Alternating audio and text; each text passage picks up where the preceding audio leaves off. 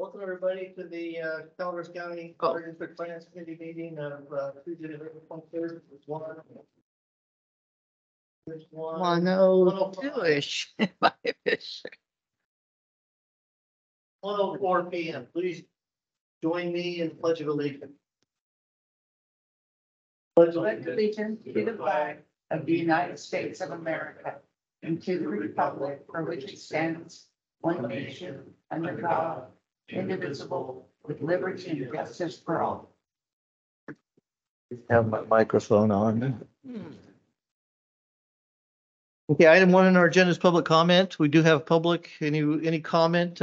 Start us off.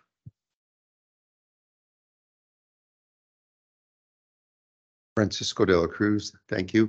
I'm trying to get my arms around the relationship between what we're going to talk about today in the budget meeting and what was posted in the cost of service study as the budgets for the next 5 years. Were they adopted by default because they were part of what was used to develop the rates to cover the cost of providing service? Or was it just a modeling exercise? I'm not sure how those numbers that were used to develop the actual components of the fixed rate versus the variable rates, how they play a role in how this money is being spent and budgeted in these discussions. So quick response on that is just that those are projections. The 5-year financial plan included cost projections for that 5-year time period, but the budget is what we actually track and live by. And so the rate increase for this fiscal year was incorporated in the budget, the increased revenue. And so the budget is what we track. We will look at on an annual basis when we develop each fiscal year budget, you know, where we're at in relation to the projections from the rate study. But the rate study, that 5-year financial plan those are not budgets, those are projections. So then the baseline one that started everything that says we're starting from this and we're going to go 5% more here and 5% more there. I know that budget was also a projection, or does it bear any relevance to the one that you're using now? Michael, are you talking budgets or the rates? Well, I think that's what I'm trying to explain. Yeah. The distinction is the rate study and the 5-year financial plan and the rate study is not a budget. The budgets that we adopt on an annual basis are what we live by. The 5-year financial plan were projections that for the revenue that we would need to meet our budget needs. But every year it's going to vary. It's not going to be 5% necessarily on an annual basis because, you know, projections are projections. Reality is reality. Yeah, we learned that yesterday from the fact that, you know, something happened, you had to move money from here because something became available. So I understand all that. So that's why I was trying to get an idea of that first year's numbers that were used in the rate case said X, Y, and Z all the way down through every department that had a role in the service study. Largely based on this fiscal year's budget, but there were definitely, we went through during that rate study exercise and identified if there were anomalies, if there was an additional cost for a one-time expense that we didn't anticipate being a regular occurrence, we pull that out of the model. So or on vice versa, if there was a cost that we know is coming that wasn't budgeted in this fiscal year, we need to make sure we have room for that in the budget. So it was basically, I think the best way to say is, you know, close to, but not exactly modeled after this year's budget, and then projections for each year after that. That's got to be tough. All right. I appreciate knowing that. Those are not budget documents. The budget, the annual budget that we adopt every year is the budget document that we track. We'll see. As a ratepayer, I took it as this is our best guess as to what it's going to take to run this place and provide you the services that we're going to deliver. That's exactly right. And here's our best guess at what these budgets are going to be to do that. Exactly. Year by year. And now you're saying, well, those are projections and here's the real budget, but I don't see a delta. So, sure.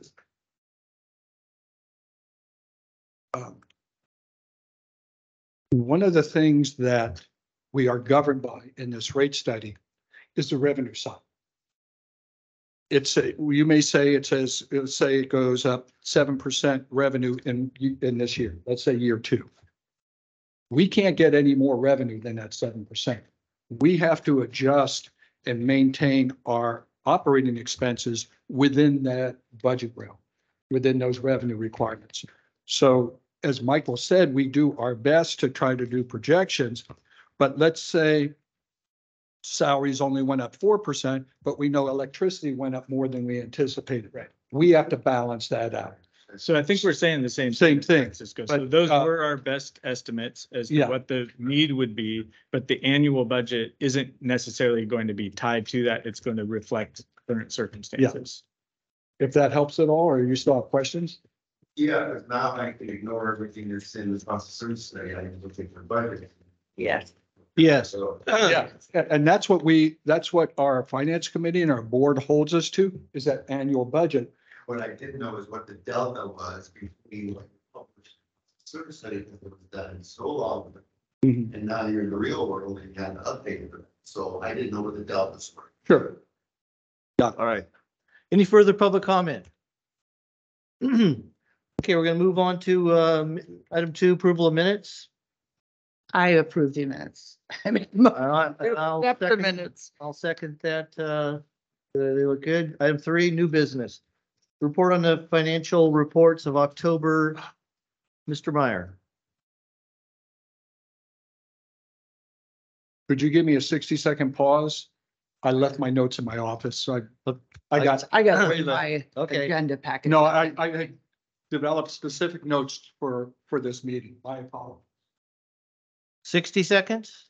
How about 45? 1 Mississippi, 2 Mississippi. I gotta bring my board packet up anyway.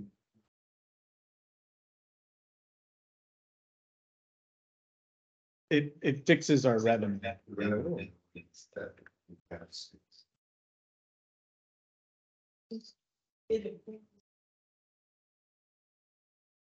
Well, right, because even those are projections, you know, it's based depending on consumption or depending on changes in use. So even revenue, it fixes the max amount the revenue can increase, but even those revenues are projections depending on actual circumstances. Remember, they kept it flat. We kept consumption and growth flat. Right, Essentially, well, right. big giant. Anyway.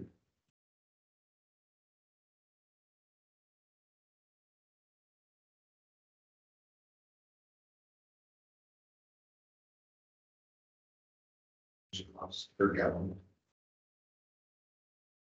It would depend on the, Revenue. no, if we do, I don't know what that number is. It's another way of looking at the issue. You read, I was shocked at how, like you said, are dig a hole 4 foot deep to get to the leak. Looking across the. They're pretty amazing. Yeah, Repair. the, So that was totally. we've got, They're digging for 2 weeks. We need to do more of those tours for other, you Well, I know, think ratepayers out there. video Save a lot of time, because we took up a lot of. Cleaning every step, so it's. But it's like, once you know just things like that, it makes, you know, your eyes are opened up to so much more. Like when I first moved here, my bill, water, garbage, sewer was on one bill and you never really saw it. Wasn't that big of a deal, $35 or something, you know?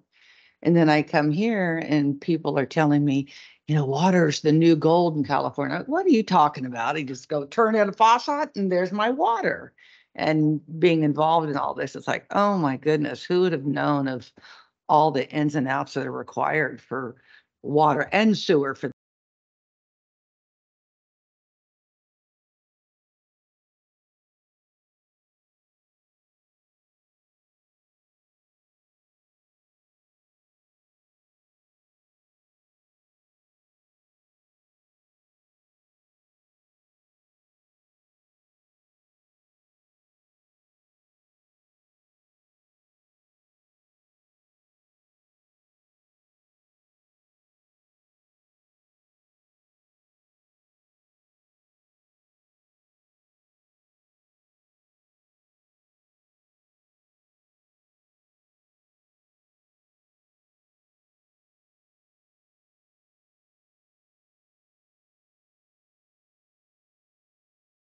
Okay, Here we My go. apologies. For some reason, my laptop wouldn't connect to the printer, so I brought my laptop with me. okay. Proceed. Thank you. The budget status report. And I know that there's a lot of information in here. This is as of October 31st. We're still early in the fiscal year. So when we're looking at this, please understand that we do have not a full, I mean, I know we've got 4 months of data, but it doesn't reflect all the annual costs that we have that we see. Because sometimes we'll have one-time costs early Right. on and spread out, No, and especially on our just so revenues. you know, I don't think anyone in this room needs you to explain every one of these ones that you have highlighted that aren't 33%. There's a lot that are way, way low and a lot that are Right. way, way high. If you would just hit on a few of them And going, that's what I've got. okay, perfect. Because it's not expected to be everything 33%, knowing that we pay some bills for the Right. entire year early and some bills late. And Right. Correct. And I just wanted I to want make to know sure. about the aberrations and not the normal stuff is going to explain it itself, but the aberration and some changes and the things that we had to do to spend extra money that weren't in our budget. That's what we're looking for. Exactly. And so, yes, I just want to ask Fernando, do you guys get to see this board packet? Francisco, Fernando, sorry. You did it. That's what it was. Either way, do you guys have did you have an opportunity to look at all this stuff online at least? Look at it and go. Yeah, there's, yeah, I only, Buy a only, big monitor at home and it'll save a lot of time. I only print up the pages that I usually need to make sure I have special notes on. But because they mail them to us and sometimes those mailings are $10. Okay, go ahead, Jeff. That's because you and I both say we don't need it. We're going to save some money. Right. okay. That couple changes that I wanted to identify is, when I'm looking at the revenues, the overall revenues are on target. You may look at the percentage down there on bottom of page 7, page 1 of the report, 22%. But we have not received property tax revenues. Those don't come in until January and May, and those skew the numbers. Also, we want to exclude transfers in. That's money coming in from other funds to help pay for our debt service. And it's a balancing act. It's a one-to-one relationship. So when we pull out the all those revenues and transfers out, we're looking at basically 26% of budget, which isn't too bad for this time of year. When we're looking at those, when I pull out the transfers in, we're at 26% of budget for for revenues, operating revenues. But remember, that's not including property tax, which is huge. That's over $3 million of our budget. So things will even out once we start getting into January. On the expense side, we've got delinquent account charges, which are zero pretty much at this point. Remember, we had discussed starting to mail out reminder notices in January, so that's going to start occurring. We're not doing lockoffs, but it's more of a reminder that bills are coming in late or you haven't paid your bill on time. Backflow testing occurs in spring. Obviously, you're not going to see anything in that area. Operating expenditures are overall about 28% of budget. Salary and benefits are within budget. OT is a little high, but what we're trying to do at this, Catherine provides an overtime report to all the departments specialized to their department. So we're providing more tracking information for the individual departments on overtime so they have a better handle of what's going on. Vehicle equipment repairs are a little bit high, but we had some significant repairs to one of our back-ons, which, as you know, is a large piece of equipment and can get pricey. Pumps, motor repairs, there were two unscheduled replacements. One was at Forest Meadows for $21,000, The other was at Huckleberry for 28,000. Generally, it's not, replacement is not done in this particular account. And those large dollar amounts, we're considering moving those down into capital outlay because that is an asset. Whereas in the operating budget in this area, it's more of repairs. But those were two pumps that on the sewer side that had to be replaced. Okay, postage. And I apologize, I should have marked up my report as to where postage is. Page 11 of the agenda package. It is page 5 of the budget status report. Under office expenses, it's 57%. That includes the mailing of 2 rounds of postcards for the Prop 218 notices. Generally, our Prop 218 came out of Data Pros, our third-party processing. That'll fall under their category under professional services. This is we did separately, so that's why you see postage at a higher level.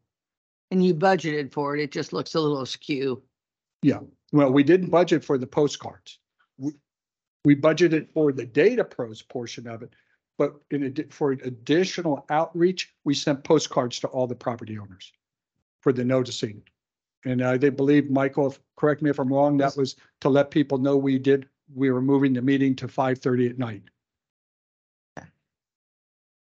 I mean, yes, it is. I mean, it's a small, when you look at the percentage, 57%, but the overall budget amount is 15, it's just under 16,000. It's not a large dollar amount, but No, we track each and every item. But you think you're still gonna stay within budget though? I believe so, yes. not a big line item to worry about. No, but again, One of the reasons why I was saying that you budgeted for it, Scott, I still think we need to do a discussion of how our rate study went and evaluate the pros and the cons of how that went. Just saying. the other item is bad debt expenditures are a little above budget. One of the things we're hoping through this reminder notice is let people know that they're late and maybe reduce the amount of debt going to a collection agency. And those that are going to collection agency, remember, those are basically accounts that change hands. Right, so who are we sending a reminder to if they changed hands? Well, this would be before it got to the Oh, changing okay, hands. okay. Because everything else goes at Teeter besides the ones that. Yes, but those are if the property stays within the same property owner. Let's say somebody sells their house and the selling party. I'm just saying the reminder notice is the only ones that you're talking about that go to a collection agency are the ones that change hands. Yes. Okay, Yeah. that's all. Yeah. Third-party processing. Yeah, talk to me about that one. It's higher than we budgeted but the revenues and the expenses are balancing out. I just didn't budget enough on the expenditures to offset the revenues. So actuals were doing fine in balancing out revenues and expenses. I just under budgeted the expenditures and under budgeted the revenues. So we're seeing increases in both. And these are the third-party transaction fees, either on e-checks, credit cards, and so forth.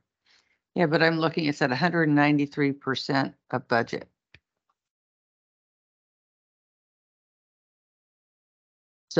So because it's separated out here, it looks really high, but it's still ultimately the income is offsetting the expense. Exactly. At the end of the fiscal year, that's how it'll be.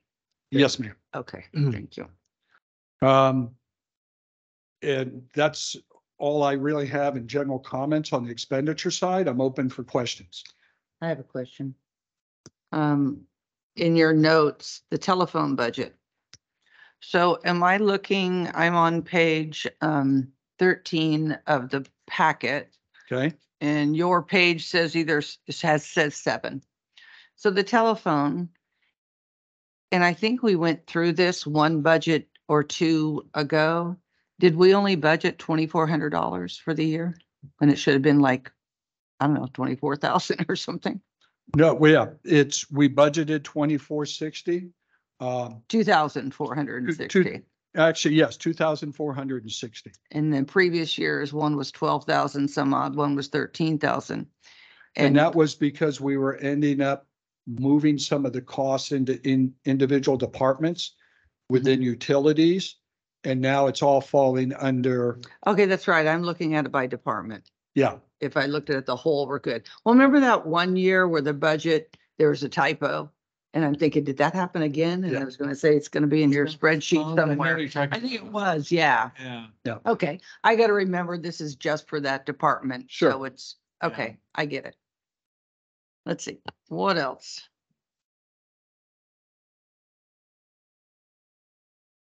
Just to, since we're talking about phones real quick, there's a consulting service out there that will review all of your phone accounts to make sure you're getting the best possible rate for different accounts at no charge. They get a percentage of savings. And so that's one option we're looking at. 'Cause it doesn't cost us anything, could potentially create long-term savings at a limited short-term cost. So we're going to make sure we're not overpaying for any of our phone lines. The other thing, I see a lot of overtime. Are those another reporting issue, or is there overtime because of the rate study or weather? We haven't had that bad of weather yet, but there was a portion of overtime according to the rate study because hourly employees were working at night. So obviously we got charged for some of that. But we are providing each department with their overtime costs. A significant portion of that tends to come from utilities, overtime repairs, weekend repairs, those type of items. And we try to anticipate as much as possible what our overtime is, but we can't anticipate all line breaks. Right. And we tried to flex time where we could for hourly employees that were involved in the rate study, but when we're short staffed, it's hard to flex time. They weren't always able to do that. Okay, any further questions, Cindy? no, because I'm looking at it by department. I really, Right. you know, when I'm looking at the subscriptions and stuff, and I know I bring that up a lot, and I believe you guys have made some changes, like we have X amount of users that really need them. They're just not out there because, we've worked on this before. Yes, and you're A little talking bit. about the CADs, the AutoCADs Yes, and things yeah. like that, and Parcel Quest seats. And the other thing about subscriptions too, and this is makes it's a little confusing because when we look at overall subscriptions and publications, memberships also fall into that general category. Memberships, like, give me an example. Aqua, Mountain Okay. Counties, all those T-Stand and those type of memberships. Okay, for 33% during the year, I think we're looking okay. Any public comment on this? Just Go- a question. Go ahead, Fernando. Fernando, I just get that song. I'm gonna come in with ABBA pretty soon. That's it, Eva. And just walk in and say, I'm here. Your overall Mama. percent net bad debt, is there a target you shoot for, or is it a number you just track, or how do you come to a percent net bad debt? What percent of your revenue goes to collections, for example? Very little goes to collections. I know it goes to the teeter program, but those ones that change hands are the only ones that go to actual collections. The other ones Right. go to the county to put on the property tax. Yeah. Everyone else who isn't changing hands, and it's just someone who doesn't want to pay their bill. We have sewer customers who don't pay their bill. So- Never send in a check. That whole thing for the whole year goes to their property tax and they pay it there. Not liens, they go to the tax roll.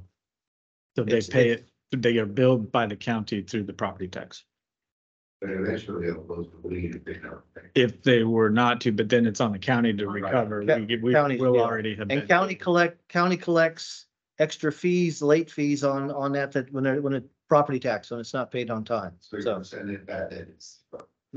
very, well, he just Not explained. necessarily. A little bit. It, There the can be some lost in between during the year. If the owner Maternity. has left the property and it changes hands and now it's the bank or Right. a new owner, we can't, there is no one to go after any longer. Which So is why the landowner is always the customer for CCWD, not a tenant. Teeter, remember the Teeter program? We're gonna be talking about it. That's what that is. And it works on water and wastewater.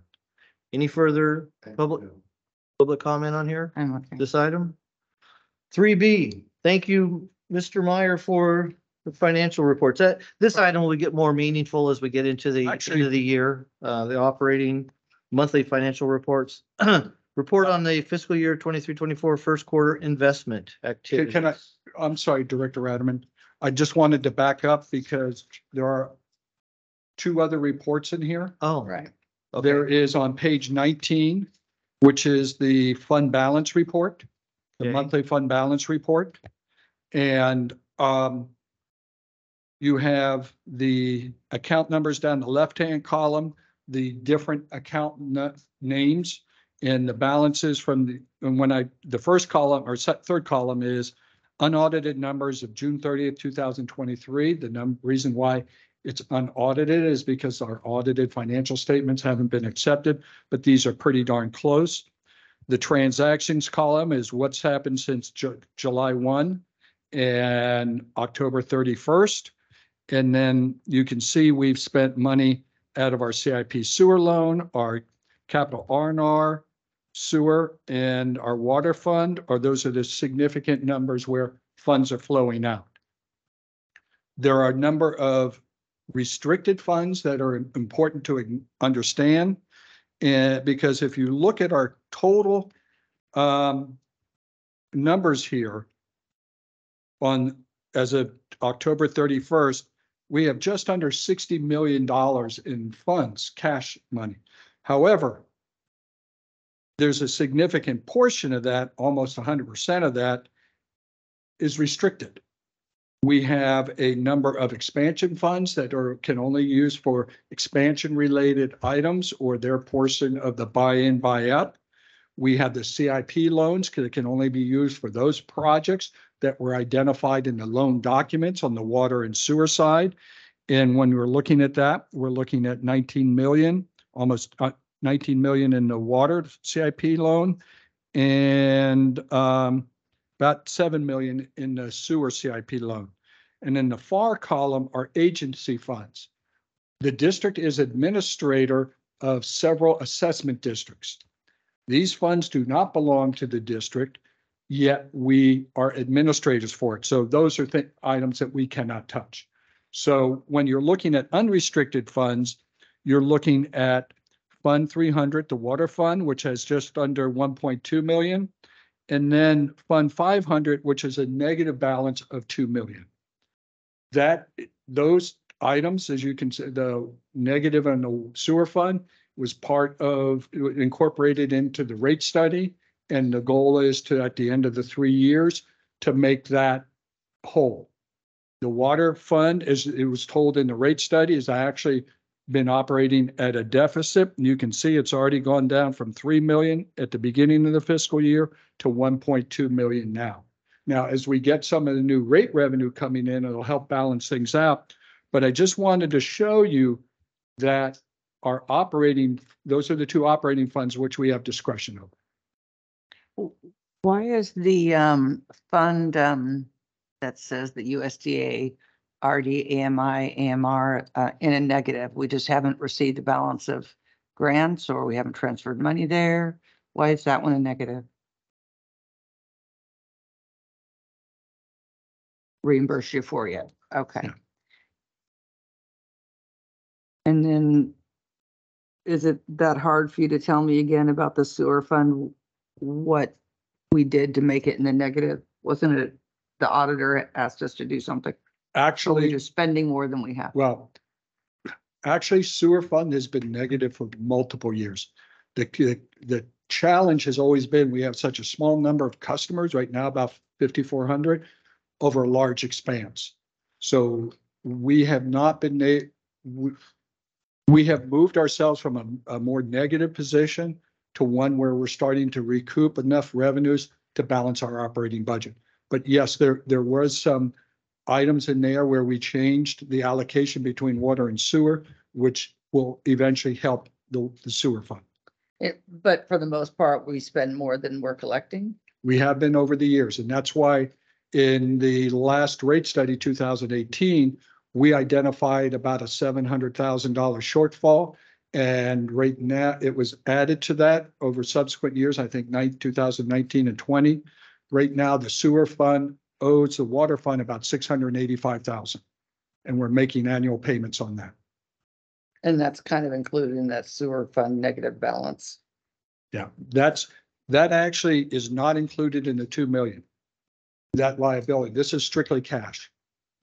So if you, in reality, if you want to look at it, sewer fund is in the hole about 2.7. And what do you use to, is that amount like bills that we've already incurred? And if so, how are they paid? Because they got to get paid. We borrow from what fund to pay it, or they're not incurred these fees? I mean, I know you're saying it's over multiple years. So let's go back to the 1 year where we're $92,000 short, right? Was that bills that we had to pay, or was it, I'm just trying to figure out if it was bills, how are those paid? Where Well, did you borrow the money from to do Well, that? Where is it recorded? we do have we have a 90-day emergency operating cash flow Mhm. that we can utilize. And one of the things Catherine and I have been talking about, it resides in Fund 108, the interest reserve fund.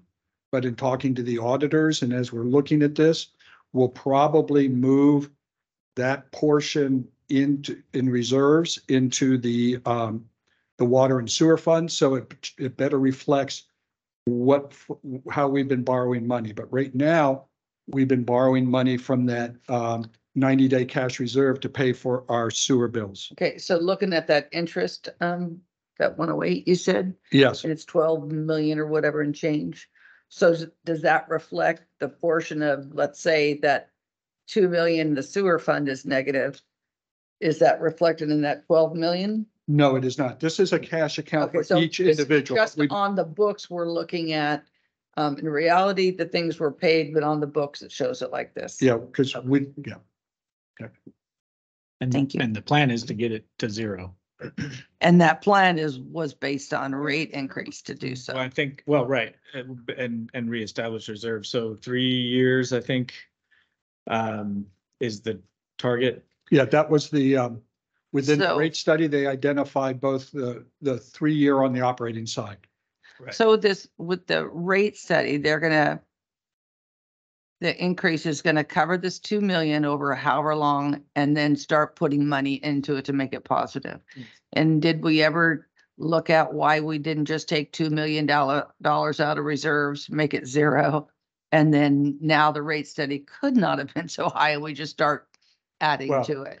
Now, I know it's a little late for me to say that, but policy states you need an X amount, our policy state we need X amount of dollars in our reserves. And in reality, some of our reserves are underfunded. Right. And I don't, or restricted, Yeah. that couldn't be used for that purpose.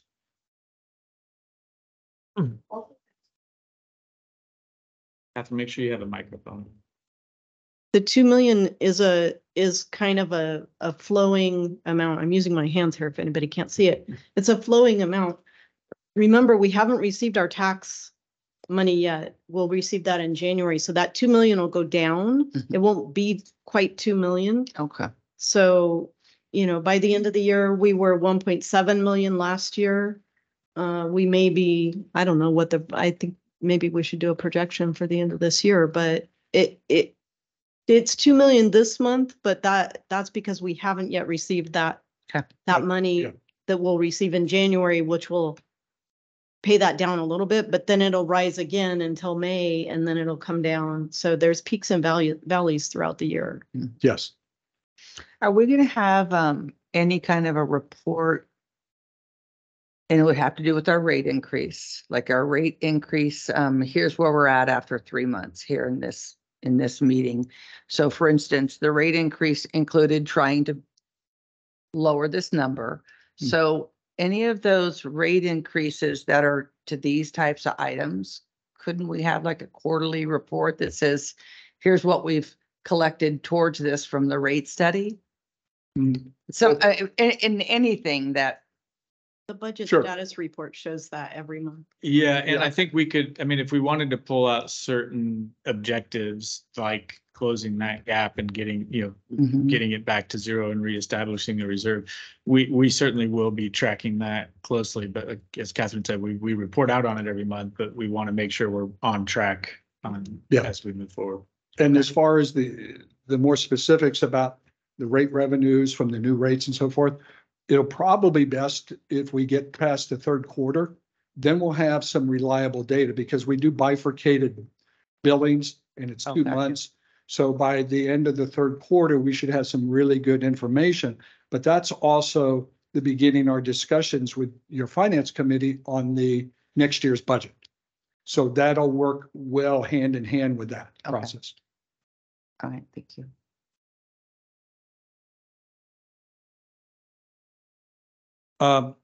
Any more questions on the fund balance report? And I'll make this, the next one is, I'll make it very quick. And because you've seen these before, these are our CIP reports from both the water and sewer side. That not only gives the estimated cost, the budgeted cash flow for this year, fiscal 23-24 expenditures, remaining balance, prior year expenditures, and total project costs. Okay. And You know, I then- had asked for this and it's on another report, like the percent of project completed. And I see that here on this one, which I believe is percent of, it's 2 pages down, it's on page 23 of the board packet. It says sewer CIP loan, and I think this is just for the loan portion. loan portion, yeah. And so those percentages, that's the project complete. That's how much money we spent. That's the percentage of money that we've spent. It's not Okay. the percentage of the project. Well, what I'd like to see is something Engineering about would have to that project, because if you've spent 75% of the money and you've only got 30% of the project done, that's where I think is a key to keep an eye on as to why it's there. Those are engineering. So we do present on that in the engineering committee. We can look at ways to blend those reports potentially. Well, I mean, because that's, especially if they're falling short, I mean, that's a financial issue That's that something we needs to would come bring- here. It would come here. So if we needed to. When make it's adjust- falling short, or you're Yeah, gonna bring it if to we me. needed to make adjustments, we would certainly have to bring that here, bring that to the full board. And if most of these items are contracted items other than change orders. Right. I just hate being reactive.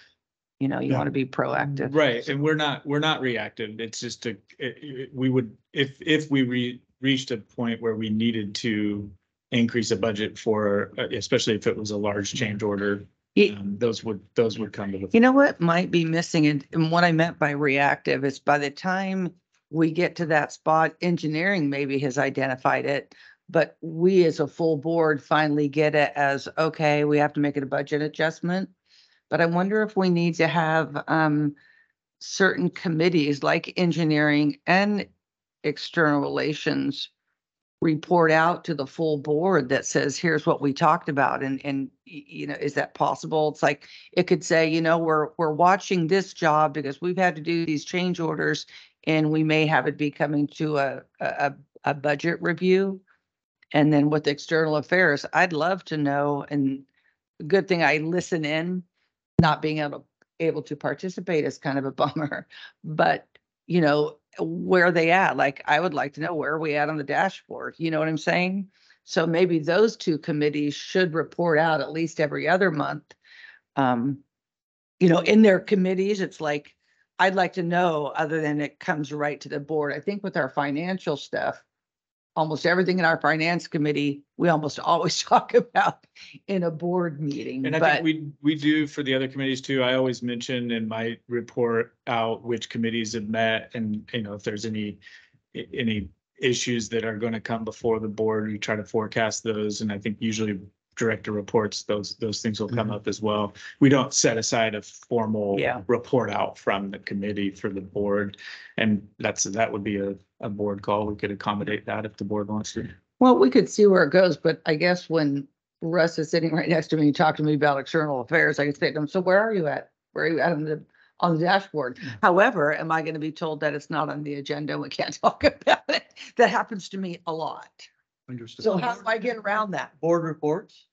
Would be Board allow me reports, that's to. what, yeah, that's. what Okay, so I could ask I him, where are report we on- at on the dashboard and, you I know. report on, we could ask, I don't know if we want to ask that and put someone that's unprepared to give you an answer on it, but if you ask someone to report out on what they talked about at the external affairs, Russ or Bertha, would you like to report out on and ask them, and that's a way of doing it.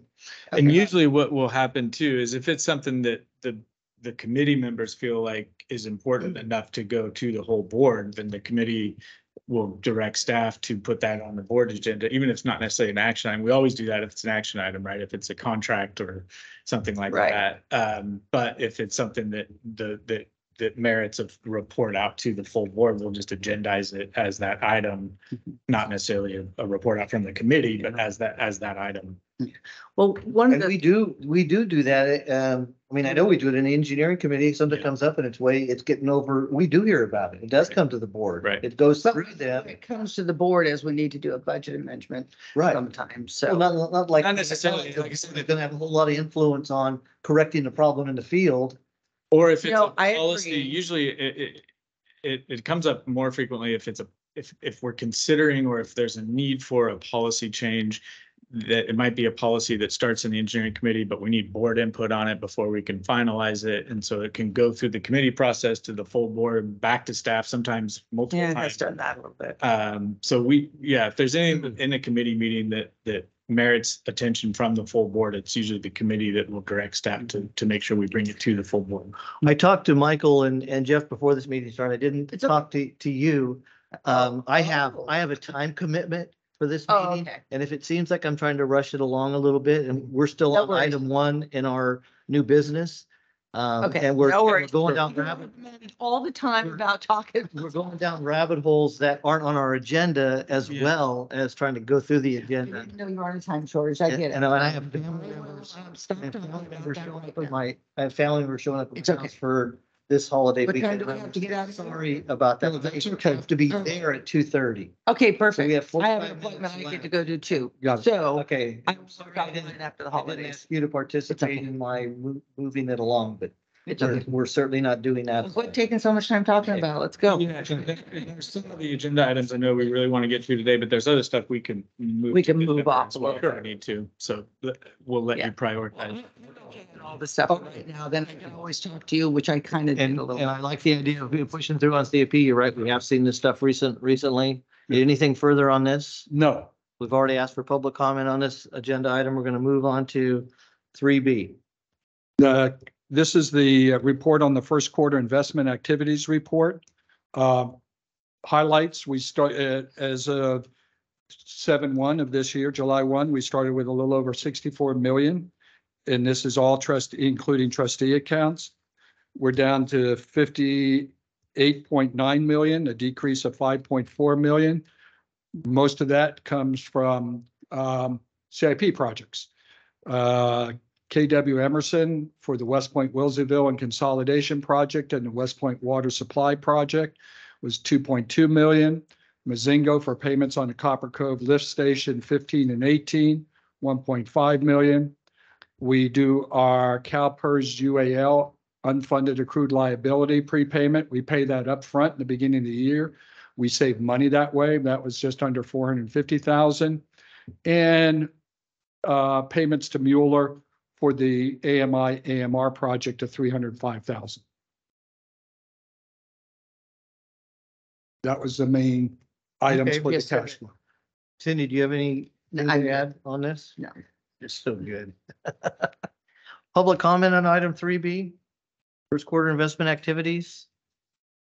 Okay, Jeff, moving right along. Placement of wastewater base rates, placement on county tax rolls. There we go. this is an item that staff has been requested to take a look at. And we've done, this is not a complete report. I just want to let everybody know, because there's still some outstanding items that we do not know about.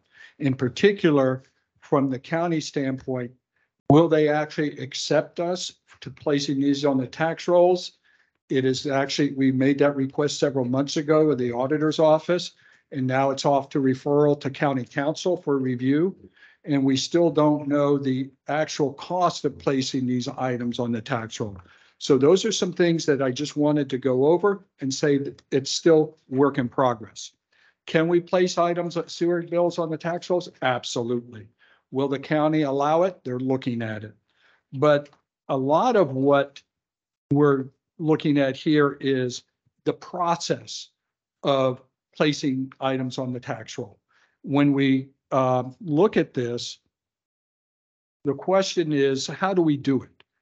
Well, the district has a little over 5,000 sewer accounts. Of these, we got two different cycles, cycle 1 and cycle 2. Cycle 1, it's 1,655. I'm sorry, 3,388 in cycle 1, 1,655 in cycle 2.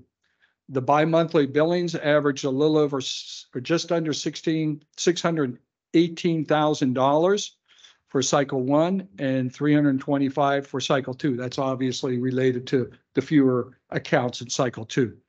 Total wastewater billings for last year, $5,643,000. Now, when we look at how we actually bill customers, we have a little over 13,000 water customers. Of those, 4,600 of them actually also get sewer bills. So it's a combined water and sewer. We send out just over 430 individual sewer only bills.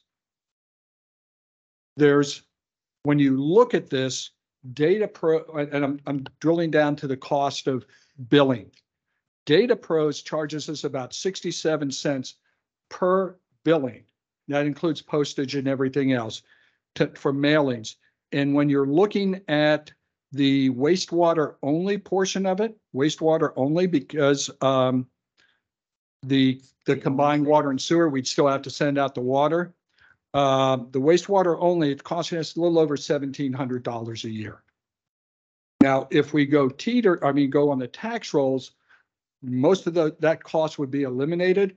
On occasion, we have change of ownership, and we'd have to reinitiate the billing on the combination, through DataPros, because you can only submit accounts to the county once a year to be placed on the tax rolls, and that has to be into them by August 1st. So any transactions during the year, there'd be a few, and we'd have to pick up those additional costs. Now, what does it cost to place our sewer bills on the county tax rolls? That is an unknown. They have not been able to answer that. That's a question we've been asking for several months. Catherine keeps reaching out to them. However, based on some of the information they gave us for Teeter, and this is inaccurate. We shouldn't even report on that. We have no clue. knowledge that this program has any funding or costs that even relate to Teeter at all. No, it may be a totally different fee structure. And so let's just wait reporting on that when we get it, if that's okay. And that's what was the unknown. I just wanted to point out that I did address it, but there's an unknown. Right. Real quick, how many delinquent customers do we have annually that goes to Teeter? A number? Yes. 1,000. We had about 1,000 this year. And that takes 1 to 2 minutes per Pardon me? person. So there's, with the information that the county requires, obviously, is the customer name and the assessor parcel number, APN, and the dollar amount. We would have to create a data set, a format, to be able to provide that to the county. Currently, it's a manual process, but Kelly has been working and reaching out to Tyler to see if, and she's working herself to see if we can automate that process and bring that time down. But there is some time involved. Not sure what it is until she gets through her analysis and trying to automate it. But even with an automated process, there is going to need to be checking. And as our rates go up each year and people change, people buy, sell, and so forth, that list will have to be reviewed before each and every year before August 1. And so again, there's a lot of unknowns. The biggest question from a financial viewpoint, from my viewpoint, is cash flow. Do we have enough cash flow to be able to adjust for having revenue on a monthly basis to getting revenue twice a year in January and in May? And it's about 55% in And January. that's just a one-time problem to get the program going. for the Right, First but- year. Yeah, it's a matter of finding that cash flow, and that's another thing we're looking at. So this is something that's a work in progress, and as more information becomes available, specifically from the county, the process and everything else, we will be reporting back to your committee as to how we can move forward in this. I don't see that there are workflow issues that we have to address, but we also want to give this the utmost attention as possible. The only other thing that, and this was, I was mentioning this to Michael and Scott, and is that as you, and I mentioned it in my staff report here, when we put it on the tax rolls, the property owner will be billed, not the tenant. So there will have to be some outreach and how that works, but it has a benefit to the tenants or a potential benefit to the tenants as their costs are maybe spread out on a monthly basis versus every 2 months. Okay, I don't want to spend a whole lot of time. I'd like to do a little talk on this. I brought this to the district about a year ago and was told during this year, let's wait till we do our budget process during this year. We'll do our cost of service study, do our rate hearing, and then we'll see if we can address this. That's exactly what we're doing. And thank you, Michael and Jeff. We have so little information at this time on how this works with the county. But from my point of view, there's a lot of not a lot of ratepayers. There's 4,600 of them that get a sewer and water bill at the same time. 2 months of water, 2 months of sewer. It's a big bill. This would, I say, benefit that the cost isn't going to go down, but it would benefit those people that they don't get it at the same time. If they're a homeowner, they get it on their property tax. If they have an impound account, they'll be paying their mortgage once a month, and that bill will no longer be they will no longer receive 6 bills from CCWD. They'll receive 12 bills. It'll divided up by 12. If they're a tenant, some of those tenants will, their property owners, property managers, landlords may or may not pass this on. Some of that in itself will help low income people. Number one, we'll be paying their sewer bill. Every customer we have will no longer be paying their sewer bill 6 times a year. If we're able to do this, they'll be paying it 12 times a year. Either unless they're a property owner, they own their property outright, then they'll just pay it with their property tax. Their property tax will go up by the exact same amount of their sewer bill that they would have been paying every 6 months. So like I said, some property managers, landlords will be affected by this. They'll have to if they want to pass this on to their tenants, they'll redo their rental agreements, or restructure the payments from their own tenants. But those again will help that tenant out by being required to pay this sewer bill it'll be beginning once every 12. They'll be getting 1 bill each month as opposed to 6 bills for the entire year. In their rent. If it was included in their rent. And like I said, some tenants, some property managers, landlords will just decide not to pass this along to the tenants, and it will further help out low and I'm gonna say low income. I don't think all tenants, renters are low income, but I think the majority of low income people are tenants and not property owners. And so I'm thinking that will help those out. I did want this to come after the rate hearing, after, and as we ended up raising rates, I wanted this to come on the heels of that to help out. And that's what it's billed at. If you do some research on this, there's some question and answers. Two districts have done this, or two. So not districts. One of them is the city of Millbrae, and the other is the city of Thousand Oaks. Have done this. The city of Moke Hill just recently did this earlier this year. And so we're going to be reaching out to Moke Hill to see how their situation is going within our county. And we're going to continue doing some research. Customers does Moke Hill have? We Maybe 100. 100 to 200 maybe. But there's other districts we know of that have done this as well. I'm fairly certain the other CCWD, Contra Costa Water District does, Mesa Water District, I believe. There's Mesa, yeah, so was there we'll see a lot of them next week. We can touch base with other districts and figure out what best practices are and what to avoid. But yeah, we're going to look into it as quickly as we can and get some responses from the county on it, and we'll be back to present more. I also included in that pack out in the packet that you two guys are looking at, that's available. I think Catherine made it as Available on our website attached to the finance committee agenda. Okay, so it's a supplemental agenda packet item.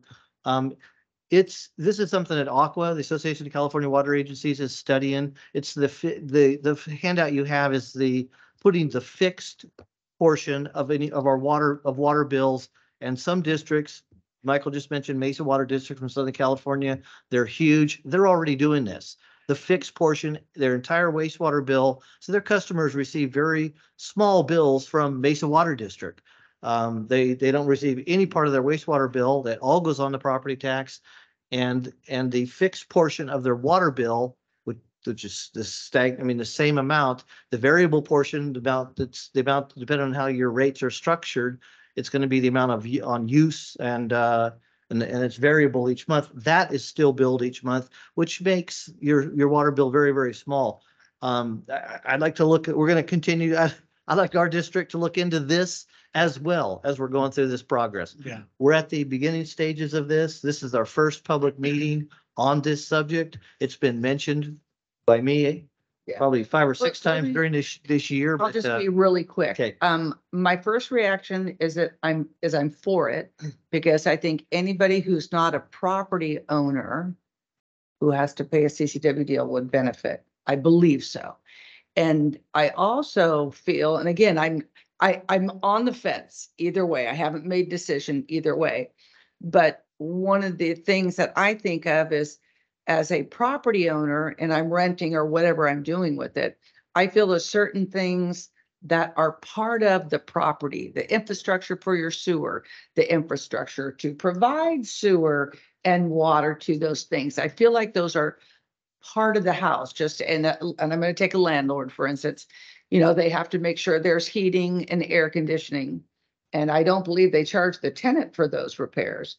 So they have to provide water and sewer per county code, I believe, to make sure they have They those. don't have to provide Help us. water. They absolutely do have to provide sewer for Okay. a habitable. Yeah.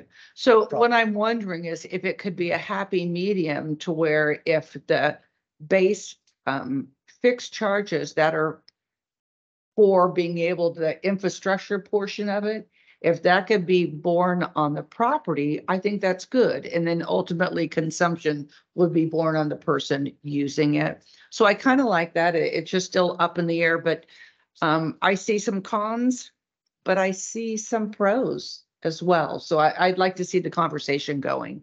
And I'd love to hear from the public to see This will what they come would back. say about it. This will come back to us, and thank you for saying that. And I think there's even legal arguments on the points that you just made on sewer versus water, and which follows the property, which follows the occupant. Huh. And I'd like to see our legal scholar in the room may be able to pull something out on that. Like I said, I'm not sure, if we voted today, I'd probably abstain. I can't decide.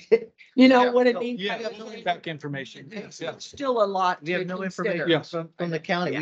We're gonna be working hand in hand with the county on this. Cool. And I do want to go to public comment on this. Yeah, let's hear what they have to say. Hear from our public. Francisco, though, I would strongly urge some form of outreach and survey before you spend way too many resources on something that the folks out here say, nice idea, but not for us. My initial reaction is really, I haven't seen any net fantastic gains for you as an agency to go through the angst of what might be perceived as, they're just trying to play this with the charges they just increased. So perhaps Kelly could do a little quick next door non-scientific survey, just to, finger in the air, kind of, what's the reaction? See what And happens. this is coming That would from be a homeowner, a renter. I would be one of those that owns it outright. So Okay. no mortgage issues. It's me getting a All bill right. saying, "Boom." So it's gonna affect you less than anybody. Totally. But thank you for that voice. Mike, you have a comment on it? I'd like to hear from you. Twice. But this is important to me to hear what I would much Right. rather hear it before we go Yeah. any further. Cause if, just like with what happened out at Copper, right, with that plant that people thought we were gonna put in, we heard that. And this would be a good example of what we would need to hear. Right. And if it's 50-50, then I'd say we'd move Well, real forward. quick, I think the research. challenge with that is making sure people are informed before asking them for their input on something. And so there's a balance there of having enough information, so we'll do some more research, have enough information to provide information to people and then seek input. and- 'Cause But if it's that's what we too tried to do speculative. on the rate study, and I think the rate study was, I'm sorry, quite a failure. So if we just did something like, hey, how would you feel about paying your sewer bill and your property taxes, instead of a monthly bill? That would be the question. Just curious. No, but we have a whole lot of, to even ask the questions, we don't even know what it would look like yet. We have so many questions to answer, and not a whole lot of time needs to Yeah, be but see, spent but on. then it gets a little bit more. It's like, let's hear what they say. And then in response, it could be, well, it's cost efficient or not. And if it's not cost efficient, then we shouldn't even be doing it. Right. So, and I know that's a major component we don't have. Right. So we want to do at least that much research before we put it out. But yeah. At least we have, be able to have something to put out. Right now, we don't have enough information to put out. Mike Castro, same situation, no mortgage, property owner. I'm trying to figure out why there's such an emphasis to go to battle for renters versus owners. You need to take care of the property owners in this county. I don't like the idea of that going on my annual tax bill, but you want opinions, you're getting opinions. That's what we. I'm with you, where if there is no benefit to CCWD financially, you're creating a public relations nightmare that you're gonna have to deal with when you do the switch. And believe me, you're gonna hear it. Okay. Okay. Yeah. Thank All you. right, thank you. All right, I don't think we Next need to up, spend a Deb, we're whole lot of time on this. We're looking into We're it. gonna get you out of here in Um, 5 more thank you. minutes. Let's Right. go. Okay. Actually, that Tyler thing that we're gonna talk about, I see that is a lot of talking I would like to do. Can we move that to the full board instead? Instead of talking about it here? Are you talking about an old business, 4A? Well, we have something on Kelly's- there, yeah. Can we we have just to- either move it to the There's next two items items. or bring it All the to- Tyler, a full board. stuff? I would like to, because that is, The next- next- I plan on talking about The that. next item on our agenda is 3D regarding PAR's post-employment benefits, but But why don't we, I think I want to make sure we give that enough time too. Why don't we Yeah. move it to the next finance committee Okay. meeting? Yes. I'm good. Tyler? Yeah. Tyler, Okay. All of that old business. All the old to the business next. and Kelly's, It would be too hard to rush that. So I. agree. Exactly. So Yeah. let's move that, but all of item 4, move that. okay, All right, so let's So- get on to your other one then. 3D. 3D. The item today is discussion direction regarding the district's participation in the PARS Post-Employment Benefits Trust Program. This is basically an administrative item that we are asking your committee to review and author and request that the staff take it to the full board. Basically, what's happened here is we have used PARS for a number of years, going back to 2009 for our public employee, which is PARS is short for Public Employee Retirement Services. They have our 115 trust for our OPEB, other post-employment benefits, retiree health. We place money with them in Highmark Capital. They invest it and maintain it. It is a separate account dedicated for that. And that separation allows us to include that in our financial statements as our contribution to our retiree health obligation. How come Yeah. PARS is spelled, I mean, it's not really an acronym for public, public agency, okay. Yeah. But this would also, this trust could also be used to fund your partial unfunded liability as well, correct? Through For certain, PERS. for certain items, yes. For- It is yeah. restricted, but yes, that's the point of it. Yeah. What's Right. happening now is we have our OPEB portion of it, a retiree health portion.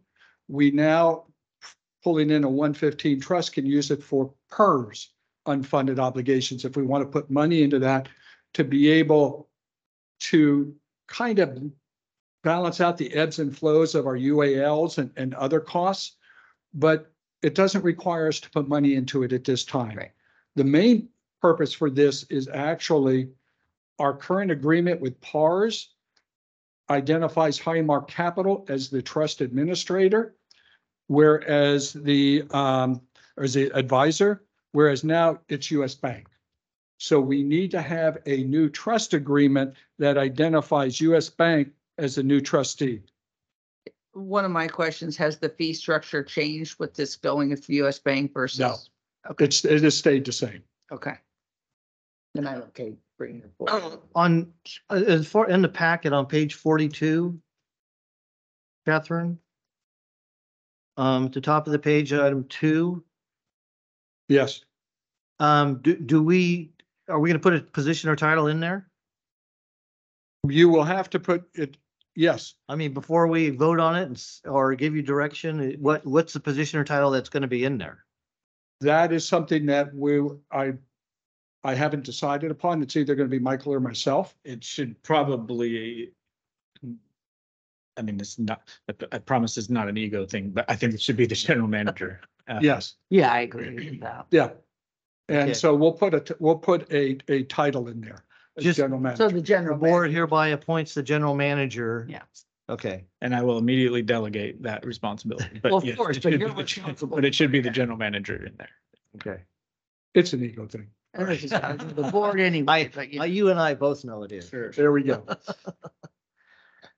Okay. That's the only question I had on this. Yeah. So Me we're, too. I'm okay to move it forward to the full board. Any public comment? Trying to get out of here for me.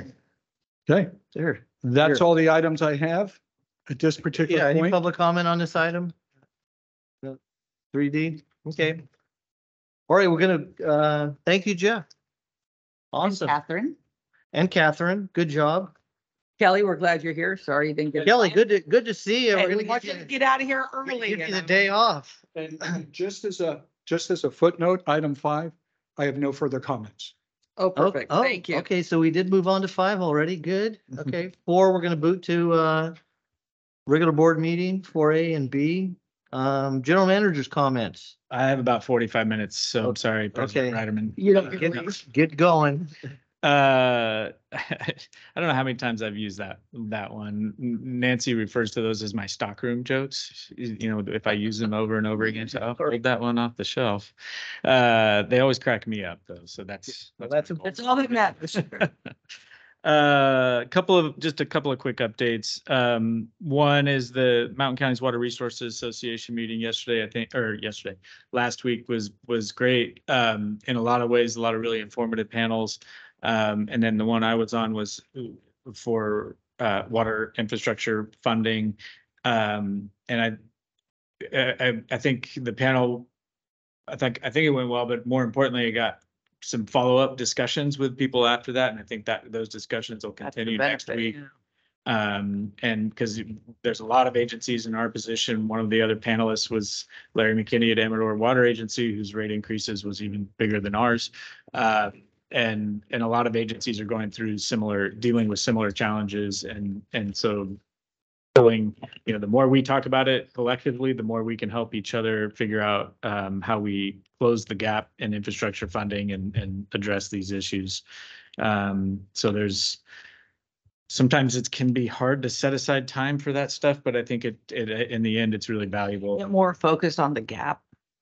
Yeah, because I was upfront with that whole group about what our initial draft of our CIP was versus what was included in the rate study versus what was adopted at the end. And but that gap still remains on the rest of the infrastructure work. And the cost of these projects just keeps going up. And so as water agencies, not only what do we do to address the gap for infrastructure funding, but also provide, how can we help provide assistance to low income ratepayers? Because it just doesn't exist right now. And one of the things I actually quoted from the State Water Board just recently released a 6,000 page staff report on the Bay Delta plan update. And in there, it talks about affordability and how their proposal for unimpaired flows could impact affordability, which it absolutely will if that were ever implemented.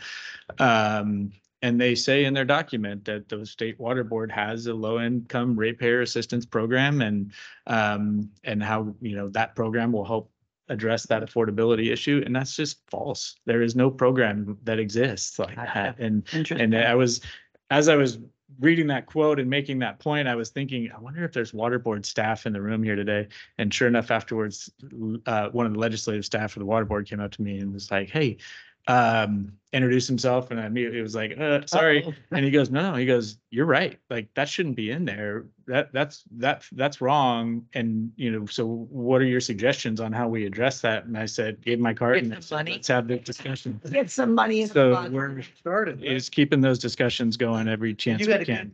a good stack of slides. That was an impressive, Yeah, I learned a really valuable lesson there, because I told a room of about 100 people that Kelly Gerkensmeyer is a master at converting numbers and concepts into really great slides and images.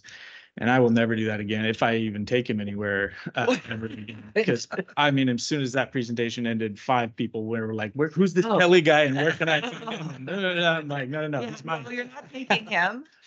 No, I mean, kidding aside, He leaves you in Kelly- big trouble. Kelly did a phenomenal job in pulling the images together, and so Nice. it was a lot of, I can't take a credit. lot for of that. information that I had seen before, but it was presented in a way, the slides were very, very thoughtful Yeah. and succinct, and a lot of information in each one of them. Yeah, Nice. and in a very small number of slides, because I Mhm. had a short presentation, but now he really is just a master at that, and so I just have to be. He really And does. really good. I thought you had to share that with the JPIA as well. Right. So one of the other people on the panel was the new executive director of JPIA, and she asked for those slides because she said they use that information when they're shopping for Insurance. Yeah, for insurers. Who's gonna be in, yeah, To cover our pool, they use Right. that information to show theirs insurers, look at what these water agencies are doing to protect their infrastructure and live up to their obligations. And so a lot of good feedback on the slides that Nice. Kelly deserves 100%. Good job, Kelly. Um, You too, but I was talking to Kelly G. yeah. He's And then the only other update I think for now is just that we'll be we've come up with a plan for a way, because we need some additional support and bandwidth in our finance department. They do a phenomenal job, but there's just not quite enough of them. And so we have found a way to add an accountant without any impact on the district's operating budget. And so we're repurposing a portion of the water resources manager position, and identifying a different source of funding for that. So it won't impact the operating budget, but allows us to provide the depth that we need in the finance side, which will help really help also with our engineering, capital improvement program budgeting and tracking. And so there's a lot, I think that one position will help us take a lot of pressure off of a lot of different departments. So it was really a critical staffing need. And we were able to, because of all the vacancies we have, get creative and find a way to do it without impacting the operating budget. And so we'll be bringing that to the full board in December. I think we've reached a point also with the customer service representative position. We're going to fill the current vacancy that we have right now. We've completed a second round of interviews with some very strong candidates. I think we're very close to filling that third customer service rep position, which I'm sure Kelly is excited about. And then we'll also be bringing back to the board converting the one that's a limited term position, to converting that to full time, which is really just maintaining the historical staffing level that we've always had in customer service, and making that conversion from limited term to permanent. So those will be coming before the board in the near future. And then just in recruitments in general, we have a lot that are out right now. Just for clarification, I think there's some misunderstanding out there. None of those are new positions. All the positions we've currently have that we're trying to fill, the vacancies that we have, are all existing positions that have been budgeted for. It's just been a lot of turnover. We haven't created new positions. Those are all existing positions. So we're working hard on recruitments, and we get those seats filled as soon as we can, because we really need to. That's all I have. It's a little shy of 45 minutes. Good job. Yeah. I don't have anything for this meeting. I've said enough. Okay, and I don't have anything to report myself. Future agenda items? We're going to talk about the Tyler stuff, and I'd like to have that. No, future agenda items here. Are we Oh, going? he wants to bring it here, which I'm okay with Okay. it here. I'm okay. Okay, are here, we but having a eventually meeting? it'll go. We having a meeting next month? Yes, I hope We have so. one on the calendar. Okay. That's. I'd like to. We've had. Oh, yeah. All right, right, right. Last couple Okay, months. that's the next item on our agenda. What is that date? Do we have it on scheduled already? December meeting, Catherine? Well, even if we just talked I about think it's- Tyler. the regular meeting is the 19th. So we were planning on the 19th. 19th of December. Yes. And no, That's what I have. Catherine, I don't think we do. I'm good. I have it on there, 1 PM. And we're only doing one meeting in December. Is that correct for the full board? One board meeting. So we'll have a board meeting December 13th. Okay. And then not the finance committee 27th. the regular finance committee is scheduled for the December 19th. Okay. Perfect. Yes. Okay. And then we'll do the Tyler discussions there. And Right. then maybe if you have any information on the Yes. sewer. Oh, thingy. yeah, that's gonna be a standing item on here, and hopefully we'll get, hopefully we'll get some information from. I'm just gonna. Yeah, we'll bring that. We'll bring that back. Yeah, absolutely. I think we should have some more information by then. Okay, The I one think- other thing, if I could add one thing to my report, and Nope. no. it'll be quick, but it's good news. We are very close to rolling out the customer portal. I think by December 13th at our board meeting there, we'll probably address that in an agenda item so that we can address it in detail. Awesome. I'd like And that. I don't have a specific go live for you yet, but I think it is imminent. So Awesome. we'll address that in detail at the Well, December thank 13th you board very meeting. much. be a good Christmas How's present that first? for everybody, for all of our That- customers. It is well needed. Okay, any other future agenda items? that We're you- good. We you're talked thinking? about the two that I want, the Okay. sewer and the Tyler. All right, next meeting, December 19th, right here in this room, 1 PM. We're adjourned. Thank you, everybody. In for fact, the with our finance meeting being the working with me to 19th, help me get. we're hoping you'll be home. able to tell us if the customer portal is working, huh? That would be awesome. And